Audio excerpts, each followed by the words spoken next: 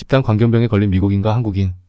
긍정적으로 살아야 성공한 삶을 살 수 있고 부정적인 삶을 살면 실패한 인생을 산다. 사랑하는 애인과 이별했다. 애인은 내 곁을 떠났고 이제는 사랑했던 추억만 갈무리하며 사랑했던 사람을 떠올린다. 하루하루가 우울했다. 어느 날 인사과에서 나를 불렀다. 회사를 그만두라는 해고 통보였다. 당신은 표정과 행동이 긍정적이지 않으므로 해고한다는 통보였다. 비상식적이지만 미국 사회에서 실제로 일어나는 일이다.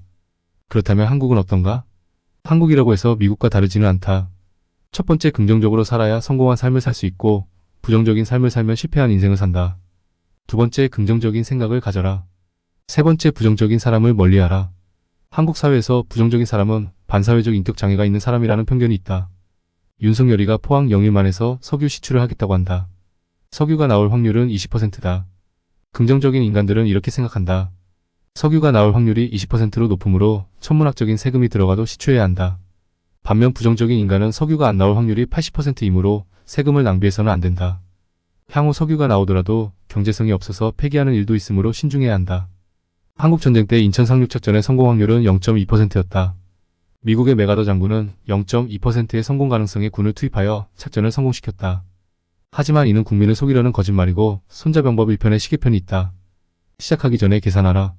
내가 전쟁에서 승리할지 패배할지 계산하고 전쟁에서 승리할 수 있다면 전쟁하고 전쟁에서 패배한다면 전쟁에서는 안 된다.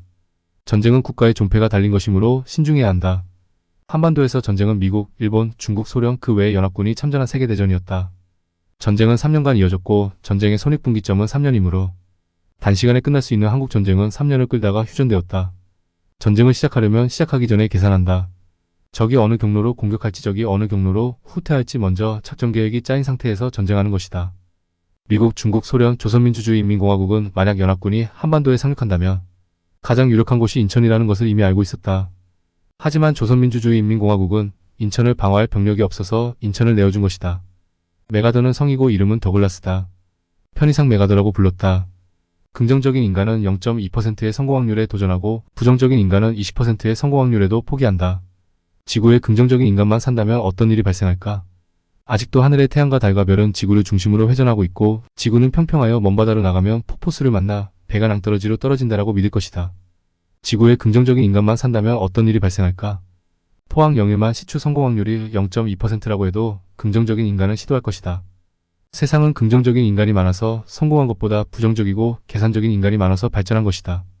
당신은 자본가다. 자본가는 성공 가능성을 철저히 계산한다. 손자병법 1편 시계편 시작하기 전에 계산하라.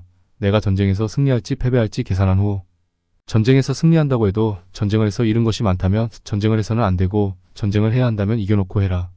자본가가 0.2% 성공 확률에 목숨을 거는 놈은 아니다.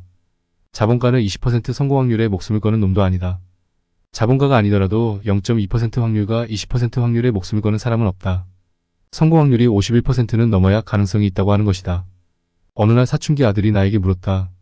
아빠는 나를 얼마나 믿어요? 51% 믿는다. 아들이 겨우 그것밖에 못 믿어요. 나는 아들에게 말했다. 51%는 너를 신뢰한다는 것이고 49%는 너를 불신한다는 뜻이란다. 51%의 1%와 49%의 1%는 신뢰와 불신의 차이란다. 도전 정신을 가져라. 매우 낮은 성공 확률 0.2%이지만 도전 정신으로 승부하라. 성공 확률 20%이지만 도전 정신으로 승부하라. 성공 확률 0%이지만 도전 정신으로 승부하라. 우크라와 러시아와 전쟁 중이다. 우크라이나는 전 국민이 동원되었다. 병력이 부족해지자 여성과 노인도 동원되었다. 우크라이나는 미국 형님의 거짓말에 속아 러시아를 자극하여 러시아와 전쟁 중이다. 러시아는 병력의 10%에서 15%로 미국이 만든 나토군과 우크라이나를 상대로 승리하고 있으며 우크라이나는 곧 지구에서 없어질 위기에 있다. 거듭 이르노니 손자병법의 시계편의 전쟁은 국가의 중대사이므로 이해 득실과 전쟁의 승패를 계산한 후 신중히 결정해야 한다. 만약 전쟁하겠다면 수단과 방법을 가리지 않고 이겨야 한다. 전쟁은 이겨놓고 하는 것이지 전쟁을 시작하고 계산하는 것이 아니다. 손자병법은 13편으로 짜여진 전략서인데 1편은 시계편으로 시작하기 전에 계산하고 2편은 작전편이다. 보통 창업을 한다면 작전을 먼저 짜고 승패를 계산하는데 손자병법은 전쟁의 승패를 계산한 후 작전을 짠다. 즉 이겨놓고 전쟁하는 것이다. 창업해서 성공할 확률, 승리할 확률이 몇 %인지 계산한 후 작전계획, 세부계획을 짜는 것이다. 아무튼 나는 도전 정신으로 밀고 나가는 한국 국민을 응원한다. 성공 확률 0.2%로 희박하지만 성공 확률 20%로 희박하지만 도전 정신으로 밀어붙이시길 바란다. 우크라이나 대통령 젤란스키처럼 미국 형님의 거짓말에 속아 러시아와 전쟁을 하는 우를 범하지 마라. 종부파리 쿠킨당 찍고 후회하지 말고 진보파리 민주당 찍고 후회하지 말고 다음에는 꼭 진보당 찍어라. 진보당 찍으면 후회하지 않을 것이다.